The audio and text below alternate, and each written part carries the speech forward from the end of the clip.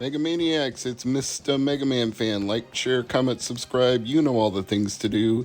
This $69 game is Fighting Street for the TurboGrafx CD or Turbo Duo.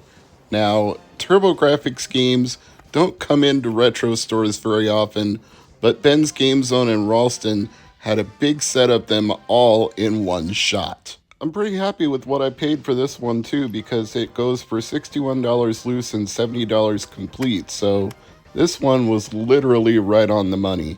Next up, we have Exile, a Working Designs game. Ben priced it at $89. Now, when I looked at price charting and saw 93 loose, 119 complete, I was like, why did he underprice this? And then I thought about it. It's a Working Designs game. That means it probably came in a premium box with collectibles and an art book and all sorts of other extra stuff. This is just the game only. But for $89, I'm okay with that. Next up, we have Tailspin, priced at $65. Now this one, according to price charting, 47 loose, 60 complete. You might think I overpaid at $65, but with what I saved on Exile, I'm okay with this price. Plus, you'd pay more than that for shipping and handling plus taxes on eBay. So really, you're coming out exactly the same price no matter what. Now, Time Ball goes for 33 loose and 49 complete. So again, you might argue that I overpaid a little bit at 59, but this outer protective box, which you rarely ever see people save with these, is 20 bucks all by itself. And I have a very small handful of games for TurboGrafx that have this outer box that was on the retail shelf. So I'm happy to pay $10 extra for this box. And I'm also happy to finally have the North American version of this game, because you may remember on the PC Engine files, I covered this game under its Japanese name, Lodia. So now I finally have the North American version of it. But if you want to save yourself some money, get the PC Engine version, because even a loose Hue card probably only set you back 10 or 15 bucks. It's probably gone up a little since I made that video, but it wouldn't be that expensive. And PC Engine to TurboGrafx converters, you can find them online. So it's a good way to expand your TurboGrafx library with a bunch of PC Engine games. Or you could just get a Turbo EverDrive and do something very similar to that. And Tango, of course, says hi. He always seems to join me whenever I have new games to take a look at that I picked up from Ben's Game Zone. He's a very curious cat. Now, I find all of this to be incredibly good timing, since the Analog Duo ships out this Friday. Yes, the same makers of the Analog Pocket, the Analog Super NT, the Analog Mega SG, they finally made their own TurboGrafx and Turbo Duo clone. It plays both the Hue card games and the CD games. But I don't have that system yet. That is for a future video. So for now, I'm going to be playing these games on my Turbo Duo to make sure they work. Although I've got a little bit of a problem here. I forgot that my switch box on this TV is an absolute pile of dog shit. It has not been producing the correct audio levels for years now, and I'm gonna have to replace it. And while trying to film Exile, I finally got fed up with it, and I unplugged the Turbo Duo from the switch box and plugged it directly into the back of the television so I could finally hear the audio properly. I'll skip ahead to that point. The audio was so loud after I plugged it in directly, I actually had to turn it down to 50% for this video. That's just unacceptable. That switch box needs to go right in the trash. I'm gonna order one from Amazon just as soon as I'm done recording this video.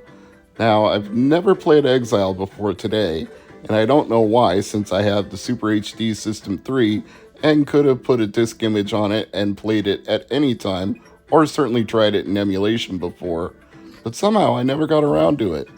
And at first, it looks like a Wise or a Wise 2 or a Wise 3 type game based on the animation, the text, the tile placement, the interaction with bumping into characters to talk to them. It doesn't seem like it would suddenly turn into a side-scrolling combat game, but that's exactly what it does once you leave town and go out into the desert. Everybody wants you to investigate some mysterious thing going on in the desert, and once you get there, you end up falling into a sand trap, and suddenly you're fighting monsters in a side scroller. It's very Zelda 2-esque. You have an overworld, and suddenly you're fighting going side to side. I did not expect that on a TurboGrafx game, but I'm not mad about it. In this section, you can also go in and out of caves to find potions and other items, but unfortunately, I got completely wrecked by these enemies because I did not know to expect them, I did not know their patterns, and I just got mercilessly beat down and taken back to my last save point in town.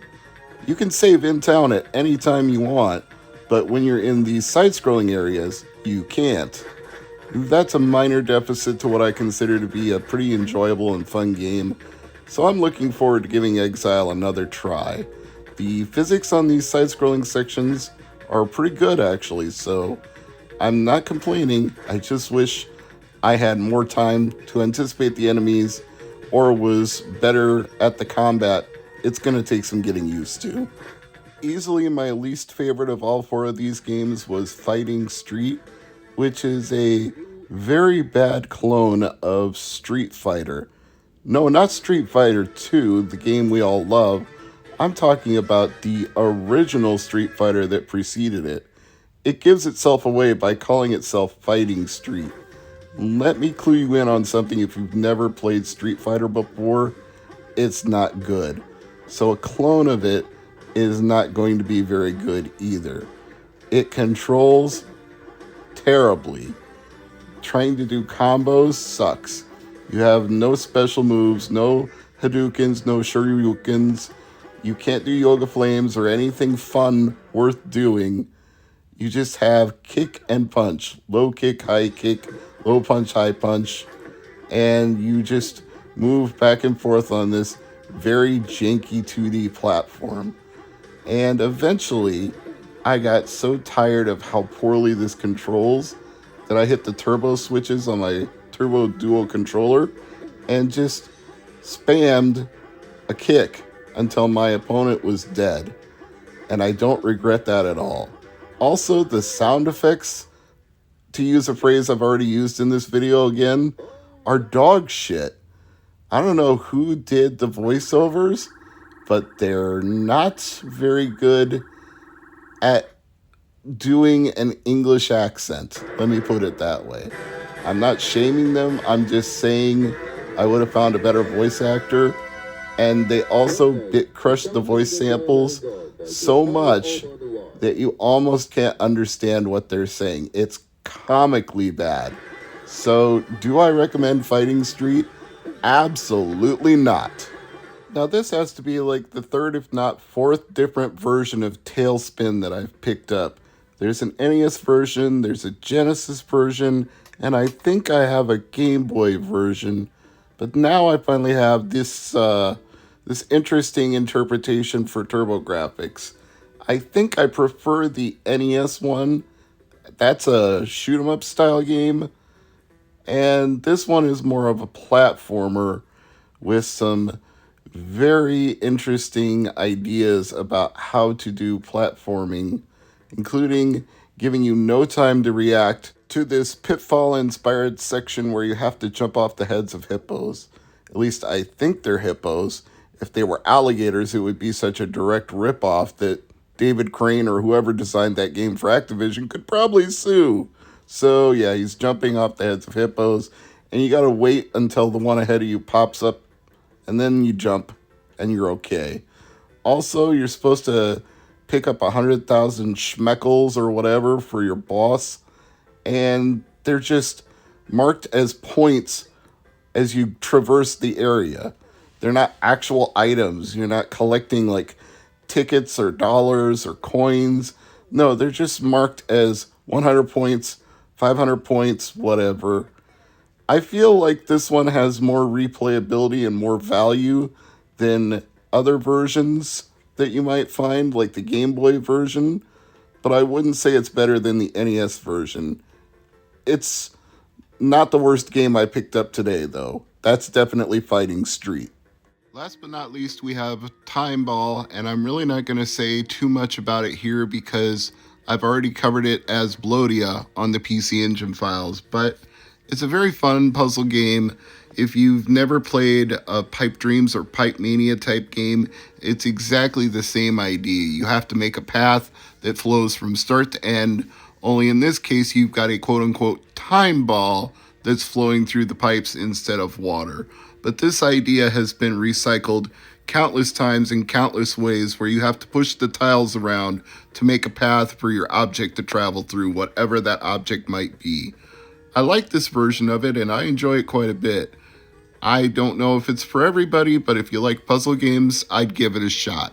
I'm Mr. MegaManFan, and as always, thank you for watching.